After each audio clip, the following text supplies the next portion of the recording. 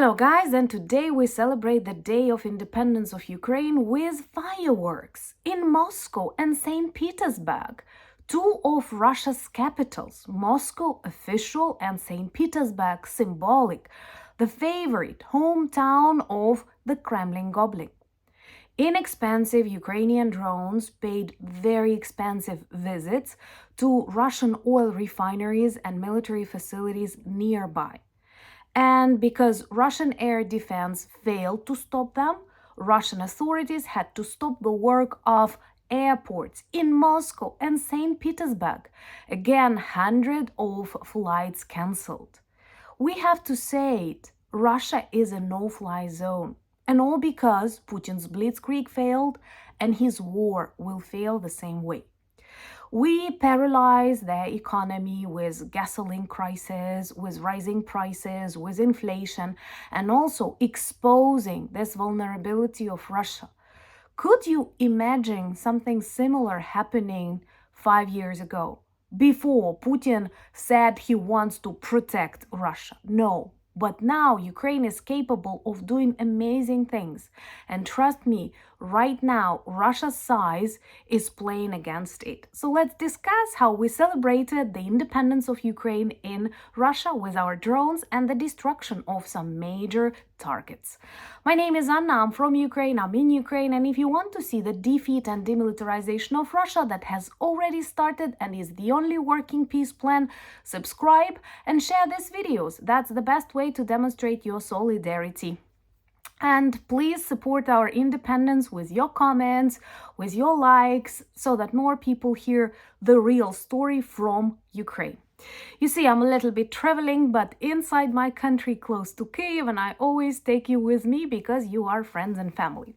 So I was very satisfied to read about these fireworks. In Ukraine, we don't have fireworks. We don't like them after Russians spoiled everything in our ordinary life, but I'm happy to learn that we can defend ourselves very effectively, and the strategy to erase Russian oil refineries, paralyze their oil and gas industry is developing because we reach the capitals of Russia. I say it so because Moscow is the official capital, but in times of the Russian Empire, St. Petersburg was the one. And many still believe it's more culturally advanced. And to tell you the truth, a lot of people in St. Petersburg have some sentiments towards independence, and they often do not associate themselves with the rest of Russia, or at least with Moscow. If you've been to Russia, you know I'm not lying, and actually the idea of the dissolution of this monstrous project is very realistic. You can bring more independence to some normal countries that will appear and may create less problems than the Kremlin regime right now, but at this moment, our task is to defeat and demilitarize this evil monster, and Ukrainian drones do that the best. Flamingos haven't started yet. I imagine how that will change the course of war. So this night, hundreds or dozens of Ukrainian drones traveled to the Russian Federation, and Moscow and St. Petersburg were the main locations.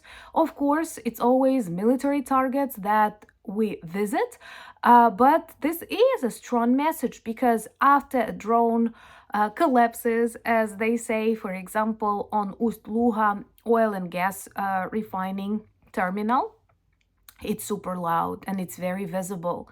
And it's impossible to hide. So first of all, people understand the war is back to Russia, to dozens of its regions. And now when we talk about the front lines, we actually speak not only about Ukraine. And when you read the newspapers, you may see a lot of tabs describing war in Russia. And that is something that a lot of politicians fail to notice, especially Donald Trump, when talking about the future negotiations and describing Ukraine as weaker and Russia as stronger just because of the size. In this case, size does not matter because Russia, with its abnormously vast territories, is very vulnerable. They did not have enough air defense. As classical bullies, they did not plan they would need them.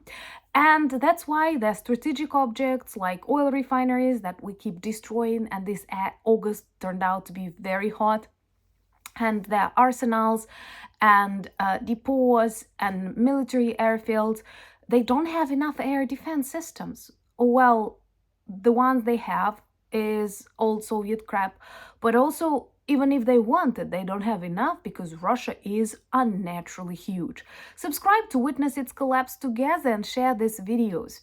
And if you want to know what Russia thinks about all of these peace talks and Putin's visit to Alaska, watch the video on my new channel Anna Danilchuk, where I explain it all from this toxic Kremlin point of view. Because unfortunately, when you live next to Russia, you understand the Russian mindset way better than even the best diplomats in the West. So Moscow had to stop the work of its airports. St. Petersburg once again had to stop the work of their airports. And many more other regions like Kursk, Belgorod. I'm not mentioning them because they are a super hot war zone. And we also targeted one more oil refinery in Sызrань. And I know that many of you good people who follow the updates, who know that Russia is a resource country, being so large, having so many opportunities to develop with all that Soviet inheritance, they did not manage to build anything on that.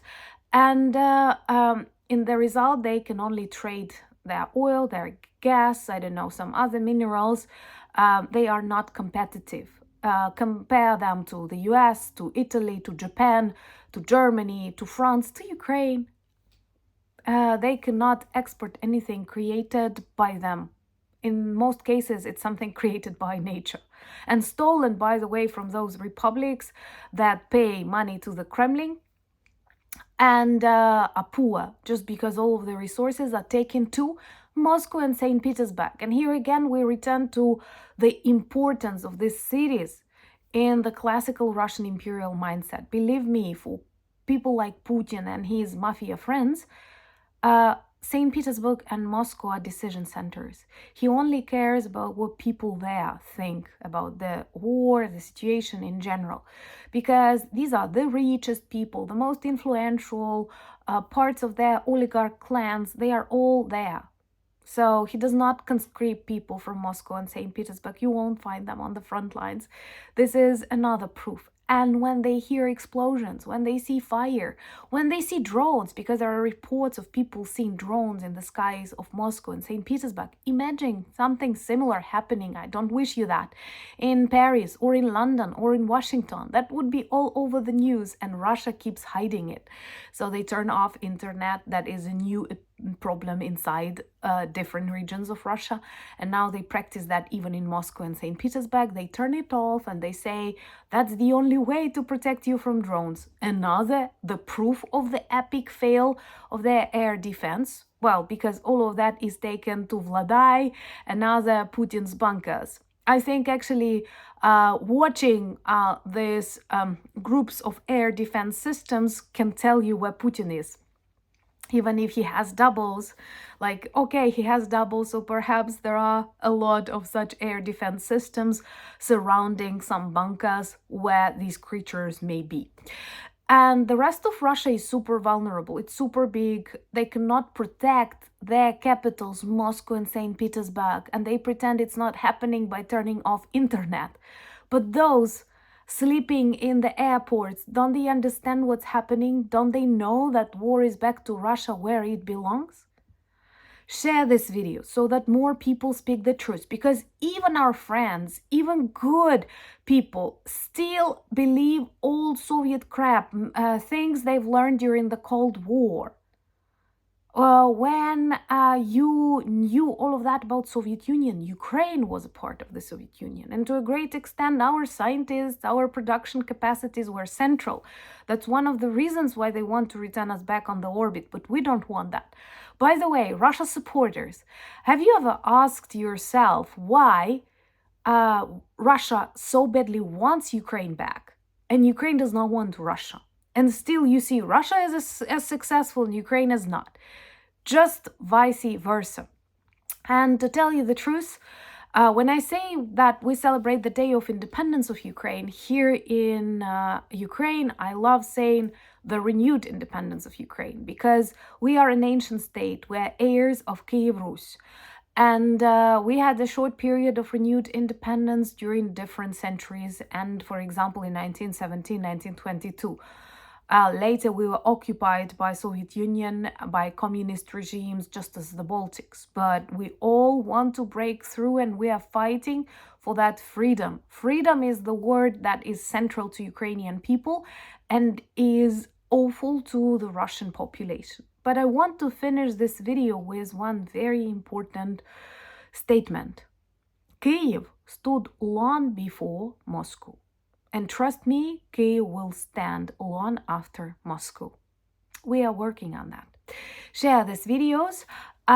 Please let me know what is your day of independence, what is your main national holiday.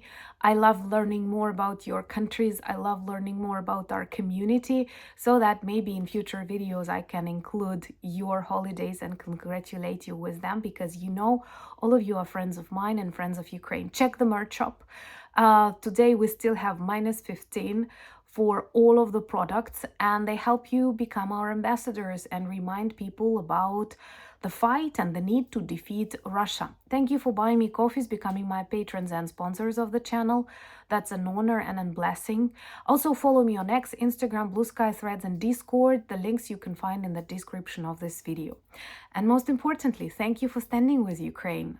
You know, we love you, we value your support, and we feel it, even if some politicians are very chaotic and unpredictable. But they are temporary, and our friendship is forever. Slava Ukraini!